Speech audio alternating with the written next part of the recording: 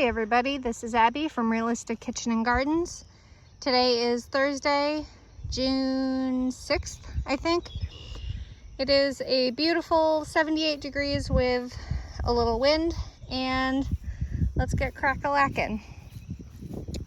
Had some nice rain yesterday, last night, big thunderstorm. So things will look a bit damp and scraggly. Or rejuvenated, one or the other. Garlic is starting to get more and more yellow.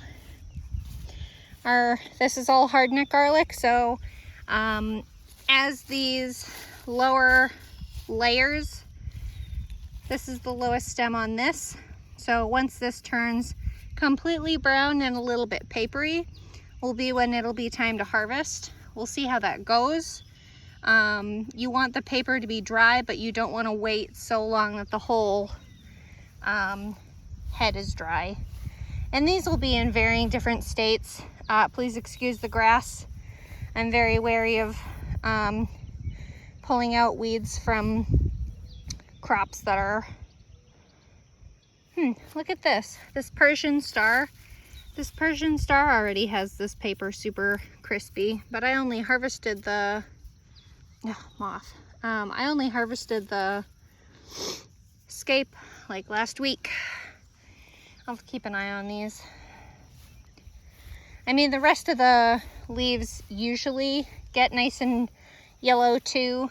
The plant will look like it's dying, which it kind of is. I mean, it's going into a dormancy state, and if you leave garlic in the ground, the bulb will break apart and each clove will turn into its own head the following year if you leave it to its own devices.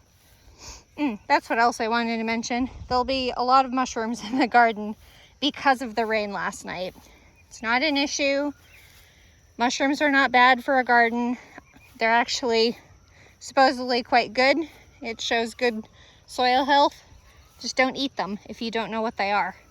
That's all there is to it. Onions, the two different varieties with the clear color difference down there. Ringmaster, sweet white onion that suffered some of the, this is a spot right here that suffered the washout way back in March. Goddamn Rosa multiflora. They have the biggest root systems. The onions should start bulbing up soon, and this one might be a good example. So you can see this. The stalk is this, but then the lower stem into the bulb is getting wide. So these will start heading up, bulbing up nicely in the next month or two. And when they are ready, the neck will soften and flop over, but the bulb will stay in the ground. So we'll see when these are done. It'll be obvious to know when they're done because of how much the necks will flop. Another thing is that with onions, if you count the number of leaves there are off the center, this one's kind of lopsided, but if you count the number of leaves off the center, that's allegedly how many layers you get from your onions. And obviously more layers is a larger onion. So these are Ringmaster yellow onions. They're an excellent storage variety. Same thing, they'll flop their necks over when they're ready. I don't expect that until July, quite honestly, but everything's so early this year, who knows. Row C, beans, chickpeas, getting big. Pinto beans, getting big faster. I might have gotten myself in trouble with planting these pintos right in front of these chickpeas. Pinto beans are goddamn Rosa multiflora. I mean, you can pull these little things out till you're blue in the face and have a broken back, but they just come off one main shoot deep in the ground, and they're so hard to dig out. And they hurt when you step on them, because, you know, I'm the loony in bare feet. Anyway, these are a type of, like, snap bean. You can certainly eat the bean pods when they're nice and young and tender, or you can let them stay in their pod and harvest the pod after it's dry. which is how you save seed and beans to plant the following year, or how you get dry beans, which is how I'm going to harvest the chickpeas. I am not going to harvest fresh chickpeas. 2 different stages of Veller bush bean. That's the first seeding, which I believe was May 5th. And then this one, which I did, that might have been May 14th actually. And then this one, which I did, I don't know, a week or 2 ago. I have no idea. I don't have the information in front of me. I keep it all written down. But the Veller bush beans, that's a violet. That's a Veller bush bean. These are purple potted bush beans. I haven't seen any flowers on the bigger plants yet, but they're certainly getting ready. These are really fun because they're so heavily pigmented. The pods, the outside of the pods are a very dark purple, so it makes it easy to find them. But inside the flesh of the pod is green. The beans inside them are green. Hey, look at that butterfly. I don't know if you can see it. It's right in front. See it? I don't know what that is. It's a big one though. Anyway, great bean to use because it turns green when you finish cooking it. Swiss chard, loving life, getting big. I keep reading that Swiss chard is a cool season crop, but I swear it's a hot season crop. And then the brassicas, which are doing, you know, they're still here. Cauliflower, this is clementine. I still don't see a head in there, but first time growing it. I was reading about how, first of all, it might have been silly for me to do cauliflower in the spring. But second, I was reading how heat stress and stuff can cause all these things to not head up. Here's blue ribbon broccoli. You would think because the head that we eat on broccoli and cauliflower is the flower, that you would get them faster in the heat. But what do I know? I do cover these up with the shade cloth whenever it's over 80. Here's my very angry, it's going to be very, very angry. It's such a beautiful plant. Purple moon kale. This is done, I wish you could see it better, but I'm not taking this insect netting off, sorry. This is done really well in the heat. I didn't expect it to. I mean, kale is another one of those coal crops, cruciferous crops, whatever you want to call them, that they don't like the heat. Pixie cabbage. I don't see it heading yet, but this was one of the last ones that was seeded on, what does that say? 3/5, and it's a 60-day after transplant. So it's not from seed date, it's from transplant date. Either Omero, there's Omero. One day I'll learn. If nothing, I'll learn the pattern. I know this is Tender Sweet, which I think is heading up, starting to head up. The day I weeded, I think maybe it was just a placebo effect, but I think they're doing better now that they've been weeded out, unsurprisingly. Here's Primero, red cabbage, and then here is Varroa, which apparently is the slug's absolute favorite, you know, apart from my Chinese cabbage. This spot is where the Chinese cabbage was. You can see the 2 stalks, because I don't dig them out, I just break them at the stalk, at the stem. I did seed some dill seeds, which there's one right there. Haven't germinated yet. Tomatoes and peppers, doing good. Determinate Roma, full of flowers. I was doing a little research on determinates because my grandmother never grew determinates. She only grew, I don't know, whatever the hell she found, I think. I don't think she was super dedicated to any type of them, but they are supposedly just more efficient at producing fruit. Oh, look, a little tiny baby marigold. Amazing. Sorry, I keep finding these randomly. But all the determinate Romas are setting fruit nicely. I'm not pruning these, I'm just trying to keep leaves off the ground. So these are doing nicely, full of flowers. Except this one, which, sorry, keep going up. I don't know what the hell's going on with that. I have a feeling that it was cut by like a leaf cutter down beneath, and I tried to stack it up, but I think that one's gonna go. Baby nasturtiums. Is that flowering? This is the Finissimo Verde de Paya basil. It's supposed to be a small variety of bush basil, also called spice basil, and it's flowering. And it's only like 2 inches tall. That ain't gonna do anything. Anyway, Coeur de Boue. All of my indeterminates, Coeur de Boue, Hungarian Heart, and Bartelli, have all naturally split into 2 main leaders. But I've noticed one leader has flowers, the other doesn't. So there's the main split. This one produced itself. There's the flowers on this side. And I haven't seen flowers on this side. Oh, there they are. Making a liar out of me. So Coeur de Boue. I need to find my my Velcro tape, my green planting Velcro tape. I don't know where I put it, but these got pushed down last night in the storm, and I've leaned them against these stakes. But I obviously need to tie them up. But they all have flowers on, all of them have flowers on them, and some of them are huge. That might be a double.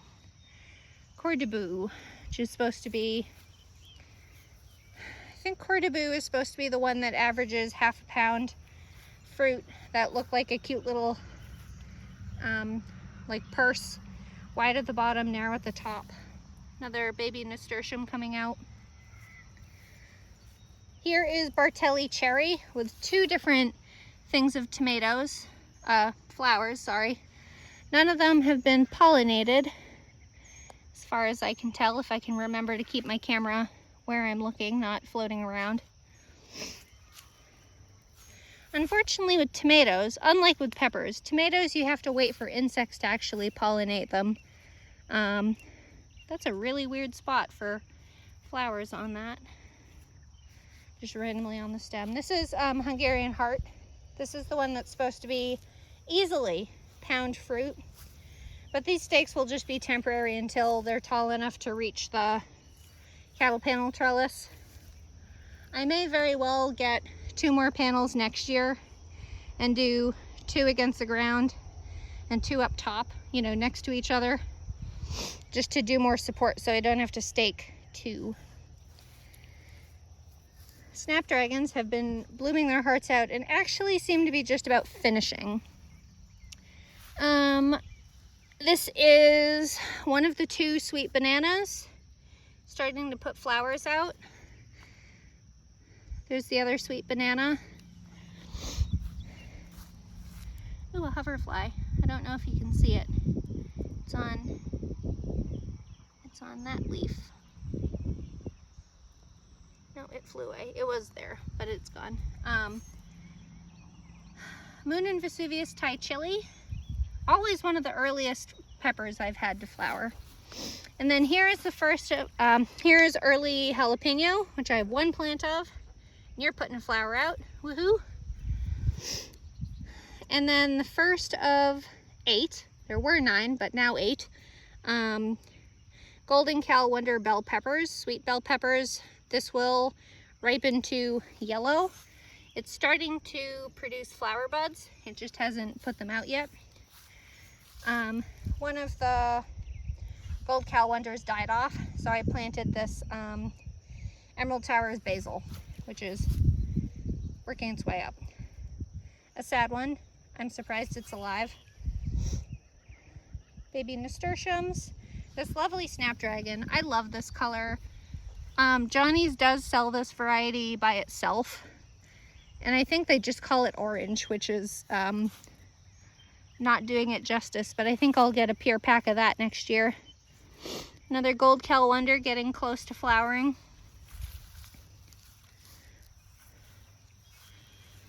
And then this is the first, that's the last Gold Calendar, another Finissimo. And here's the first of the 8 Calendar, which ripened to red. These were planted a little bit later. These were planted 4-5, and these were planted or seeded 3-8. They were all transplanted at the same time. So these ones are a little behind. A baby marigold.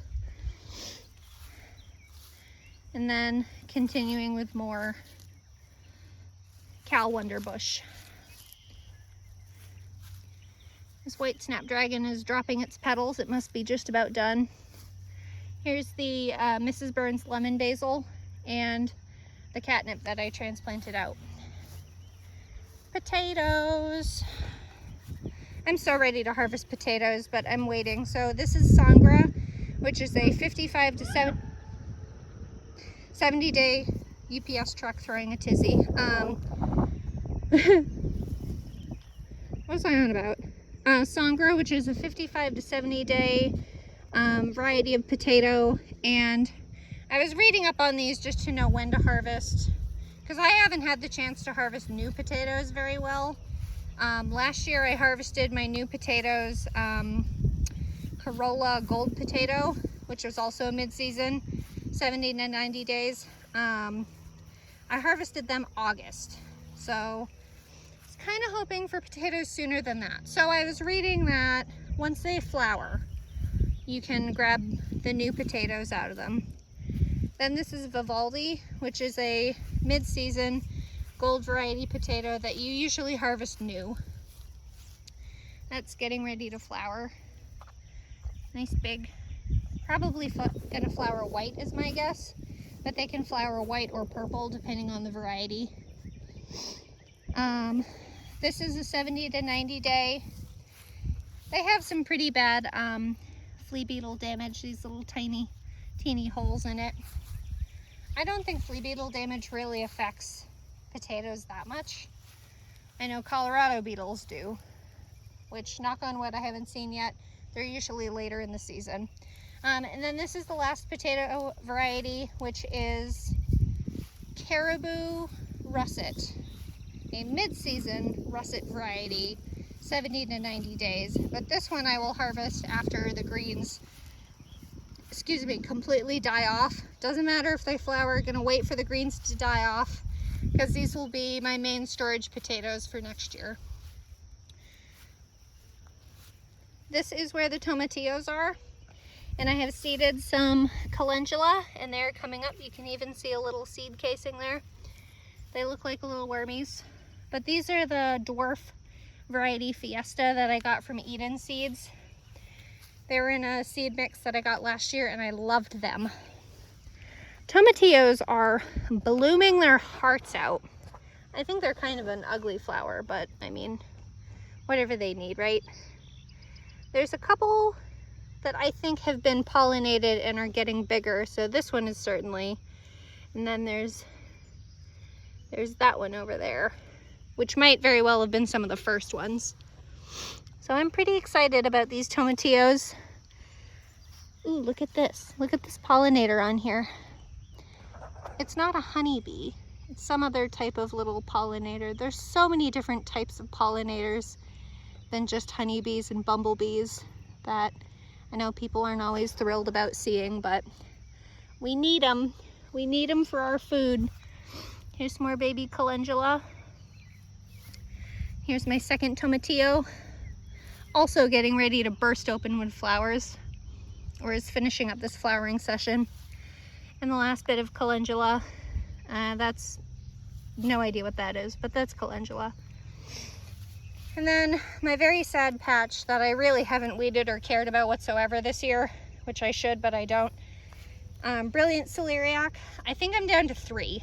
I don't know what happened to the 4th one, but it ain't there. 1, 2, 3, and then it goes to Utah Tall.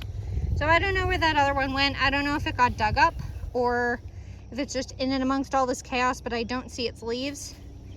Those are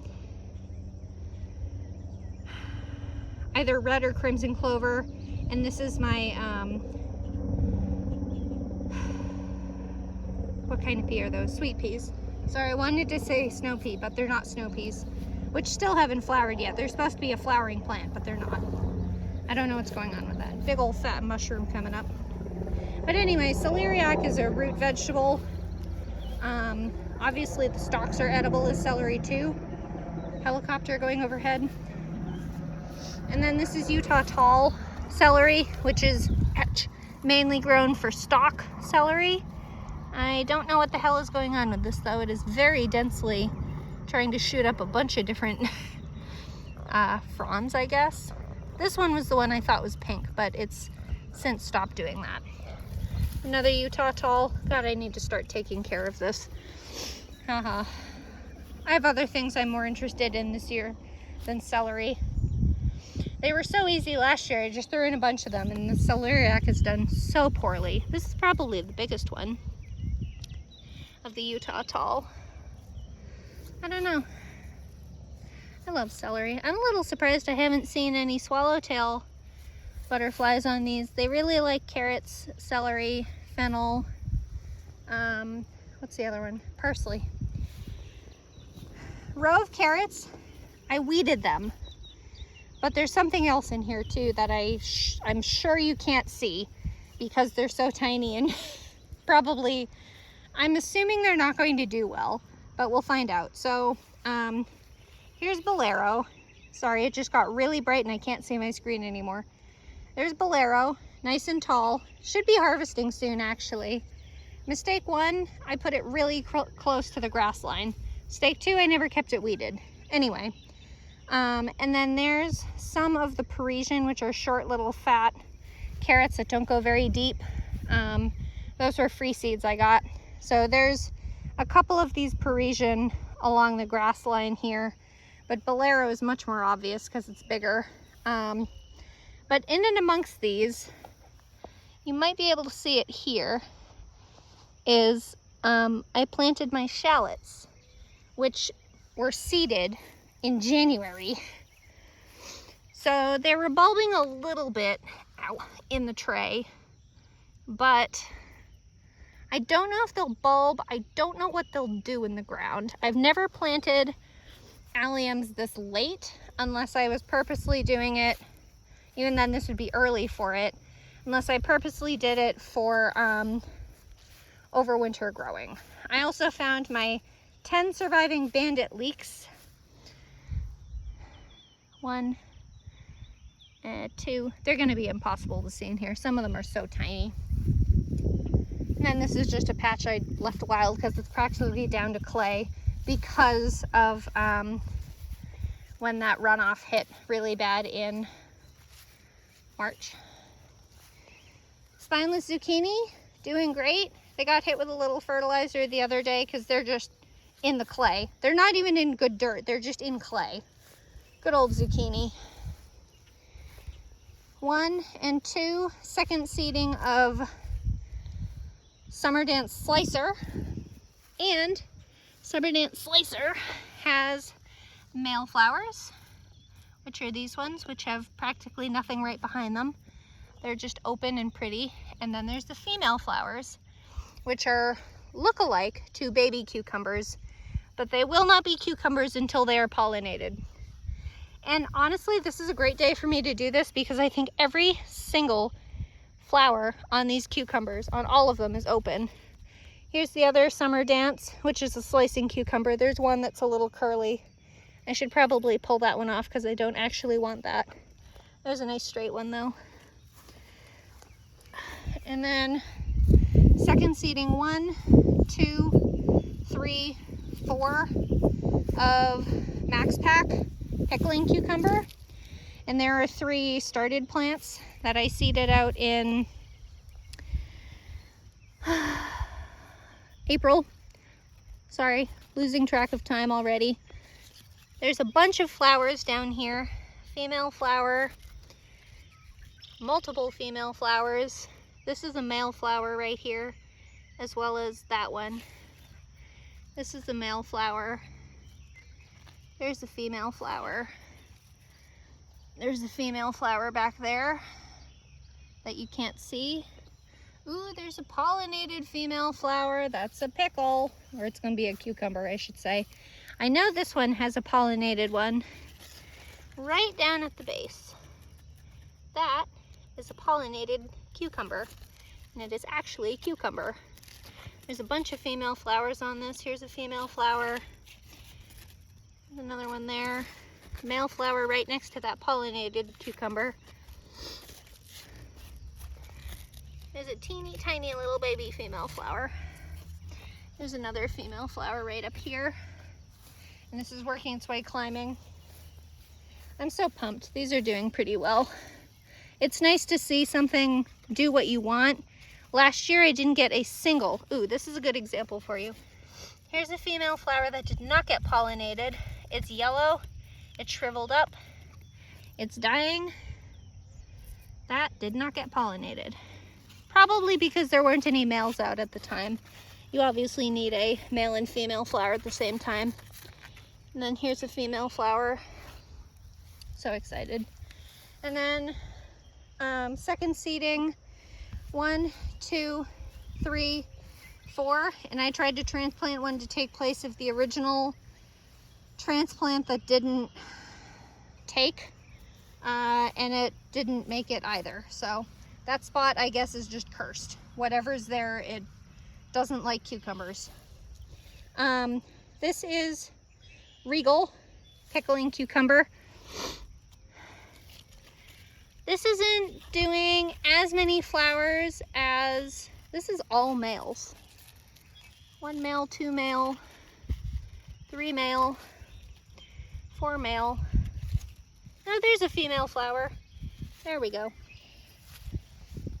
And this one is loaded with flowers, but it's all males, I think. No, there's a female. That's a male, that's a male. Those are all males. There is one female right there. Then there's a couple up. Whoop, I pissed someone off.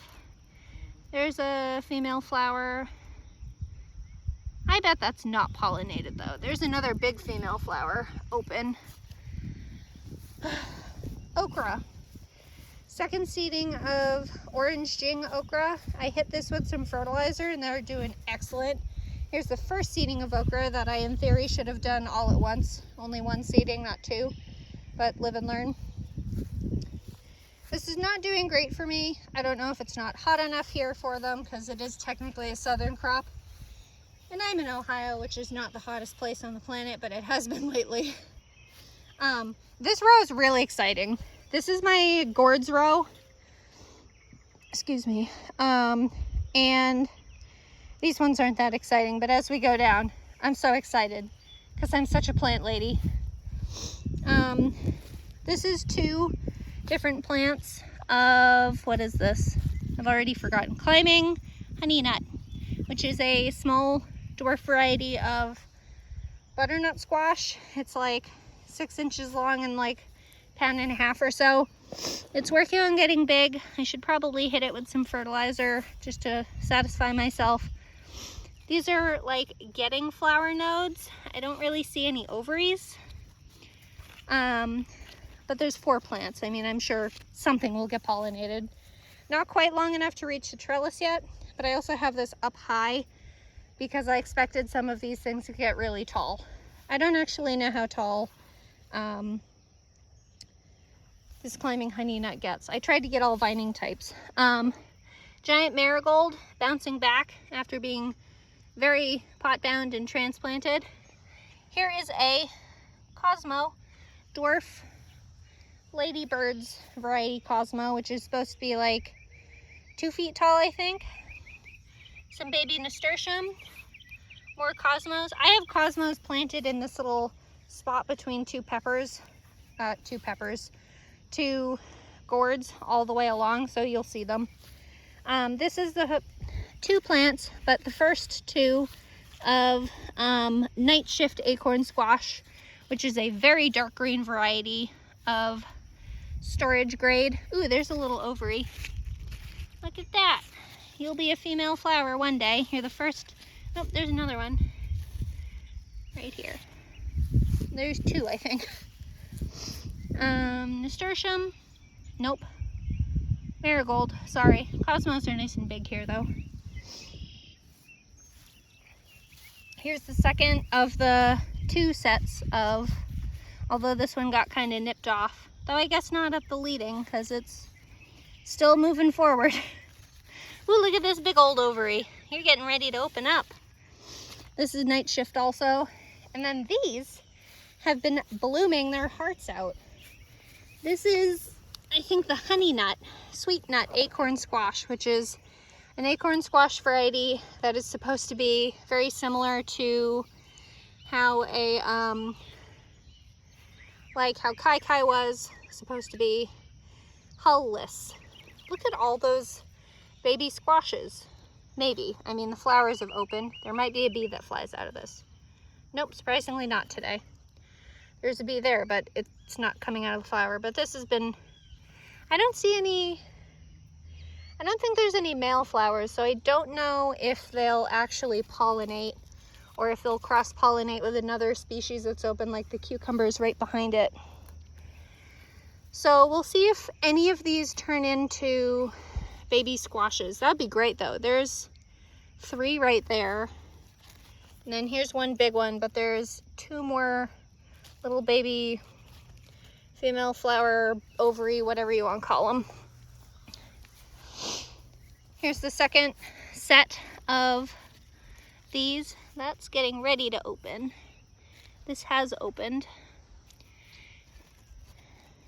Huh. There's one, but I don't know the color of these like final fruits, if they're supposed to be orange or yellow or green or what. Ooh, look at that. You guys just got to see a bee go in there. Last year when I had the butternut squashes and things, they have huge flowers, the Waltham butternut squash. So bees would go in and get themselves drunk on the fermented pollen and then get stuck in there. And I'd have to like tear the top of that flower open, but that one managed to get in and out. That's exciting. Ooh, look at that on my cucumber flower. Yes, yes, pollinate the cucumbers. Here is one of 3 Lady Godiva. They're kind of like a pumpkin. They're technically a squash, I think. There's only 1 plant on each area here, but these are supposed to be pepita style pumpkins also. You know, the hull-less type. This one's nice and long. There's an ovary or female flower, whatever you want to call it. These are supposed to be like striped and pretty and stuff. Striped and pretty and stuff. Nice vocab, Abby. Like the green and orange. I was trying to remember if it was orange or yellow. And then here's the third one, which is kind of the farthest behind. And then the watermelons, which there were 4 transplants that I started 4/21, which was the same time as all the squashes, but to hell with it with the watermelons apparently. Watermelons have not done well for me either. Cal Sweet Bush watermelon, which is supposed to be very disease resistant and nice short vines, like 2 or 3 feet. So I'm gonna let these climb or crawl, whatever they want to do. Woo! Hi, beetle. Excuse me. You don't look great. Here, go right here.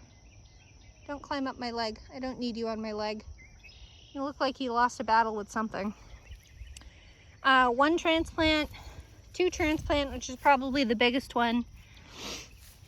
3 transplant, and 4 transplant. I still say this one looks cat-faced, which is like I did hit these with fertilizer the other day. These are, it's like curled up and like it's almost like twins, how two different organisms kind of smushed together into one. That's what cat face looks like, but usually it happens with tomatoes. And then I did 3 direct seedings. So 1 seeding, 2 seeding, and 3 seeding. So, I mean, maybe it was worth it to do the transplants. We'll see. At least it's nice and hardy and still survived. Here is Landis lettuce, which is actually known for its cold hardiness, not for its heat, but knock on wood, so far so good. And I also had seeded some dwarf profusion type zinnias. There's one of them, just putting off its first set of true leaves. And here's two more of them. One side was either red or cherry, and the other side was apricot, and I don't remember which side was which. I think that side was apricot, but so far I haven't seen any come up on this side. So there's that. Cilantro going to seed. Lots of flowers on this. A lot of insects really like cilantro. I like to grow cilantro as a companion. Not only is it delicious to me, and if you taste soap, I'm sorry, but it's delicious to me, but the flowers also attract a lot of really good insects. And you'll also find caterpillars on it too, from swallowtail butterflies. Those were the same ones I was talking about with the fennel and all that. And then the peas, which I'm basically giving up on. I'm a little tempted to just tear them out and dig them into the ground and cover this section with cardboard.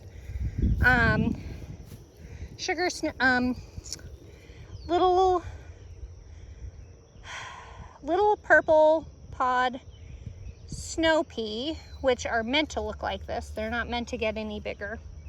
It's kind of old for it anyway. You can see it kind of yellowing. Still decently sweet for how hot it's been, honestly.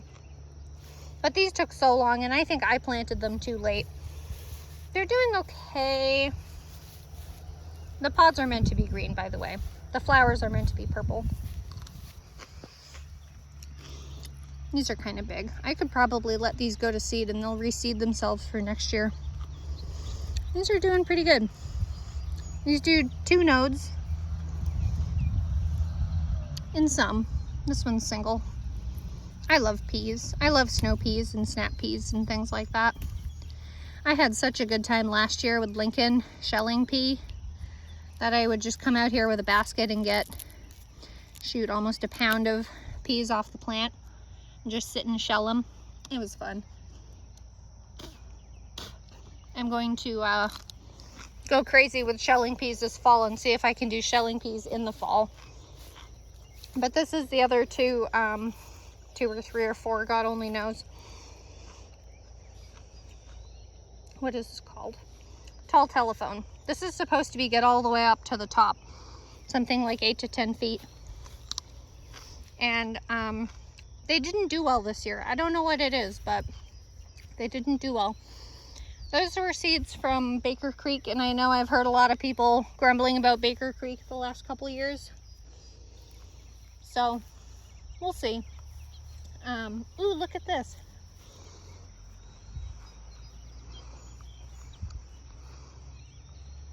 It's kind of like a damselfly, kind of like a dragonfly, but it folds its wings short. It might be like a pupa stage of it, or like a juvenile stage before it's full dragonfly. But those insects are really good. I know they're scary looking.